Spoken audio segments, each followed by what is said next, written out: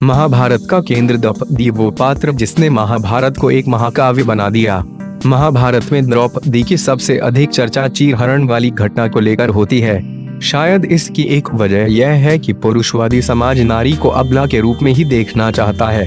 पर यदि आप द्रौपदी के चरित्र की गहराई में जानना चाहते हैं तो आपको द्रौपदी के संपूर्ण व्यक्तित्व को देखना होगा। कम ही लोगों को पता होगा कि द्रौपदी का असली नाम कृष्णा था। द्रौपदी कृष्ण की सखी थी, यह तो सब जानते हैं, पर द्रौपदी के लिए कृष्ण एक सखा से बढ़कर थे। कृष्ण वे पहले पुरुष थे जिनके लिए द्रौपदी यानी कृष्णा के मन में प्रेम अंकुर फूटा था।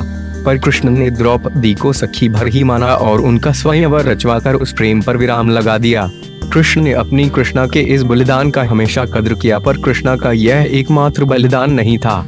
कृष्ण द्रौपदी के प्रेमी में से एक थे। जब द्रौपदी का स्वयंवर रचा गया तो ऐसा नहीं हुआ कि अर्जुन पहली नजर में द्रौपदी को भा गए। अर्जुन के अलावा भी उस स्वयंवर में एक ऐसा शख्स था जो स्वयंवर के शर्तों को पूरा कर सकता था।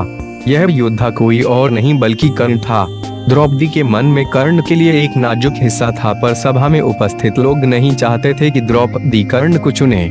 कृष्ण ने भी इसके लिए द्रौपदी पर दबाव बनाया। सभा के दबाव में द्रौपदी को कर्ण को अस्वीकृत करना पड़ा। इसके बाद अर्जुन ने स्वयंवर के शर्तों को पूरा करके द्रौपदी का परिग्रहण किया।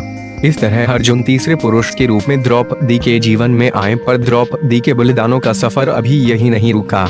माता कुंती के एक भ्रम के कारण द्रौपदी को न सिर्फ अर्जुन बल्कि पांचों पांडवों की पत्नी बनना स्वीकार करना पड़ा। द्रौपदी पांचों पांडवों में विभाजित हुई।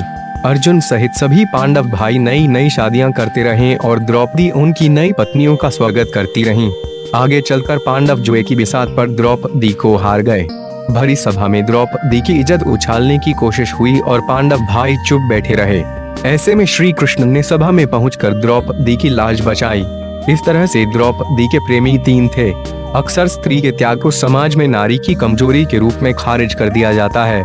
स्त्री पुरुषों से शारीरिक रूप से भले ही कमजोर हो सकती है, लेकिन उसकी सहनशीलता और त्याग उसकी कमजोरी नहीं बल्कि उसके चरित्र की सशक्तता है।